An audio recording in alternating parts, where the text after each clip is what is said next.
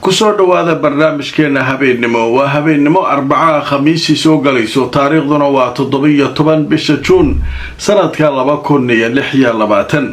barnaamijkuna waa kii saddexaad aan idin soo gudbinayno maanta qodobada barnaamijkan idinku hayo waxaa kamid ah durbaba waxaa la bilaabay in la adkeeyo ammaanka goobta uu ka dhacayo saxiixa Mareykanka iyo Iiraan ee wadanka Switzerland ciidan 2,000 oo militariga Switzerland ah iyo qalab qatara oo wax basaasa iyo kuwa ilaalada ku fiican ayaa la dhoobay meesha uu ka dhici doono saxiixa Trump oo mar kale maanta hadlay kana yaabsaday caalamka muxuu sheegay odaga waan idin haya hogaamiyaha Hezbollah Naim Qasim oo isaguna arrimo muhiim ah ka hadlay wuxuu si gaar ah uga hadlay arinta dagaalka Iiraan iyo Mareykanka iyo heshiiska la gaaray iyo arinta Lebanon Hezbollah oo dhanka kale maanta la sheegay inay weeraro dhinaca droneska ku qaadeen fariisimo ay joogeen ciidanka Israa'iil iyagoo ka jawaabayay weerar Israa'iil madaafiic ay ku qaaday gudaha Lebanon Israa'iil oo goordhow sheegtay inay askar kaga dhaawacantay weeraradaas haddaba warbixinadii ugu dambeeyay wixii soo dhacana waan idin la socodsiin doonaa barnaamijkeena waa kii saddexaad ee aan idin soo gudbinayno maanta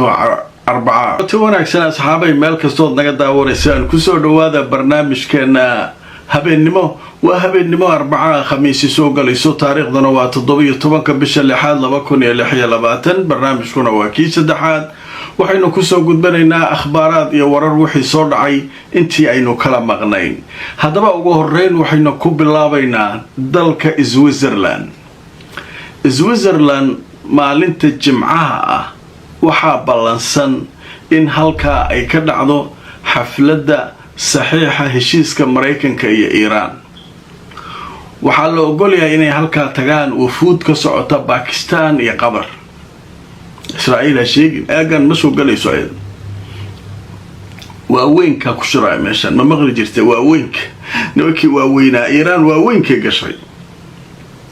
marka heshiiskaasa marka la qabanaa Switzerland marka meesha lagu qabanayo waa meel muntajac meel raaxo loogu talagalay hotel qurux badan oo jabal dushiisa ku yaala buur dusheeda ku yaala eeriyado dhan wada green cagaar tahay qurux ah waa meel qurux badan ay Switzerland geysay in lagu saxo 2,000 oo askari iyo qalab ilaala ah oo wax basaasa waxaan oo dhan qalab ciidankan maxay tahay waftiga Iiraaniyiinta la waardiina alle nimankaas hadda sidii hore ma ah niman iska socdo oo boorso iska wato ordaab ma jirto hadda nimankan adduunka oo dhan ay kala hayaan halkaas ay qabanayaan hadii la isku walwaalo waxay qabanayaan marinbiyoodka Hormuz eejiye qabanayaan adduunka dhaqaalihiisa oo dhan marka nimankii hadda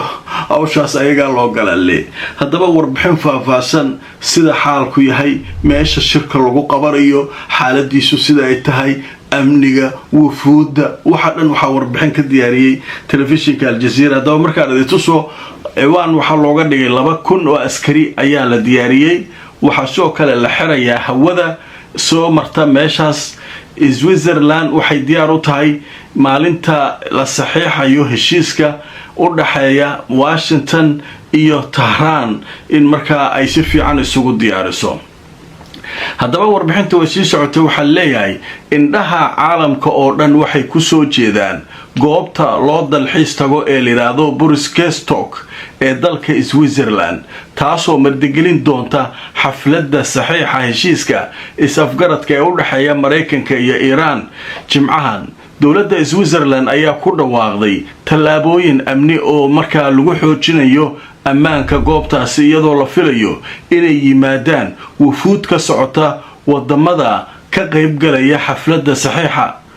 axadii hore Washington iyo Tehran waxay ku dhawaaqeen heshiis horudhaca oo lagu soo afjarayo dagaalka bisha socday kaasoo markaa la sheegay in ay ku dhinteen intii uu socday kumanaan qof qaar kalena ay ku dhaawacmeen heshiiskan wuxuu bixinayaa qaab dhismeed lagu joojinayo colaadaha wuxuuna kordhinayaa xabad joojintii u dhaxaysay labada dhinac muddo 60 maalmood diyaargarowga ka socda goobta si xoogan ayuu uga socdaa dalka Switzerland si loo martigeliyo dhacdadan muddada dheer la sugayay ee taariikhiga ah kadib bilo wada hadallo adag oo markaa laga shaqaynayay faahfaahinta tallaabooyinka amniga. dowladda Switzerland waqti kuma lumin raadinta ansixinta golaha federaalka tallaabooyin taxana ah oo loogu talagalay in lagu hubiyo jawi ammaan ah oo loogu talagalay xafladda saxiixa iyadoo damaanad qaadaysa geedi socodka sidii xafladaasu ay u hagaagi lahayd. haddaba war-saxaafadeed ay soo saartay dowladda Switzerland caawa waxay ku dhawaaqday in golaha federaalka waddankaasi uu ansixiyey in la geeyo goobta saxiixa ciidamo taageeri doona kuwaasoo ah ciidan militari oo 2,000 oo askari ah si ay uga qayb qaataan iyaga iyo qalabkooda sidii loo sugi lahaa amniga goobta. ciidanku waxay taageeri doonaan booliiska sidoo kalena waxa ay ka shaqayn doonaan sidii meeshu ay u noqon lahayd meel ammaan ah. xiritaanka hawada dowladda Switzerland waxay ku dhawaaqday xiritaan ku meel gaar ah oo hawada inta lagu jiro munaasabada in hawada aagaas la xiri doono. waxay xustay dowladda Switzerland inay waajib ku tahay inay hubiso badbaadada martida ku sugan halkaas. waxay sharaxday dowladda Switzerland in xayiraadaha hawada ay dhaqan gali doonaan oo hawada la xiri doono laga bilaabo June 18 ilaa 20 June 2026 waxaana la xiri doonaa agagaarka shirka meesha uu ka dhacayo 46 kilomitir wax u soo dhawaan kara male waxaana halka la geyn doonaa qalab iyo alaabooyin kale. heshiisku heshiis sahlan ma aha waxaa moodaa meelay ku shirayaan madaxweynayaasha Putin iyo maartay Biden waagii ay shiri jireen oo kale sidii Switzerland markay isku arkayeen eriyado dhan loo xiray wuxuu dhaa wafdiga Iiraaniyiinta saasa loogu xiraabesh iyo wafuudi kale halka ka qayb galaysa. waayahay marka warbixintaas faahfaahsan marka waxa laga diyaariyay xafladda tawqiica maalinta Jimcada la isku diyaarinayo. ninkii Trump ahaa gabgable waa wareersan yahay odagaan shir jaraa'id uu qabtay galabta. shirka jaraa'id muxuu ku sheegay xafladda waxa laga yaabaa saxiixa inay dhacdaa la iska leeyahay qamiista ama jimcaha wax lagu heshiiyay maaha miya soo dowlad dhan soo kuma talagelin wakiiladeeda baarlamaankeeda soo 2,000 askari maalinta jimcaha soo lama dhihin soo dowlado kale ka imaanay soo marti ma imaanayso khamiistaana maxay tahay. wuxuu ku leeyahay aniga Yurub si jooga wuxuu ka qayb galay Faransiiska shirki mugtahay G7 oo ka qayb galay marka wuxuu leeyahay waa iska sii joogi doona heshiiska inuu tagaal marka laga yaabaa marka laakiin waxay dadka la yaab ku noqday waxa la iska leeyahay khamiista iyo jimcaha midkood inuu heshiisku saxiix ma laga yaabaa ama jimcaha ninkan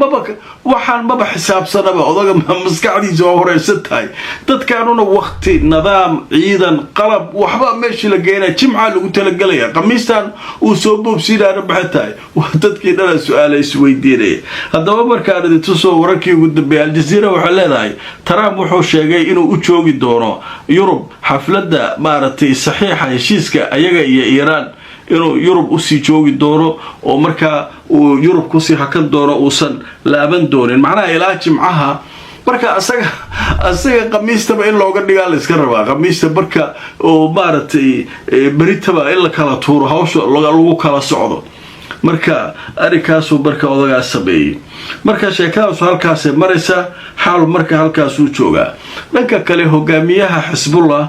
Sheekh la yiraahdo Naciim Qaasim ayaa isaguna war faahfaahsan soo saaray dhowr arrin oo kaga hadlay arrinta heshiiska Iiraan iyo Mareykanka saameynta uu Lubnaan ku leeyahay marka warkiisaas wixii laga qoray hadaan idin la wadaago. haddaba marka waxa leeyahay Naciim Qaasim wuxuu sheegay mashruucii ay wateen Washington ee lagu gumaysan lahaa Iiraan waxa uu yiri hadda wuu fashilmay. xogayaha guud ee Xisbullah Naciim Qaasim wuxuu uga mahad celinayaa dowladda Iiraan inay isku xirtay fagaaraha Lubnaan iyo iska caabinta iyo dagaalka lubnaaniyiinta Israa'iil kula jiraan iyo joojinta guud ee dagaalka. ujeedadu waxay ahayd uu leeyahay in la afgambiyo nidaamka Iiraan ee Islaamiga ah. mashruucaasi wuxuu salka ku hayay in gumaysi la geliyo shacabka Iiraan markii dowladooda meesha laga saaro, laakiin arrinkaasi wuu fashilmay.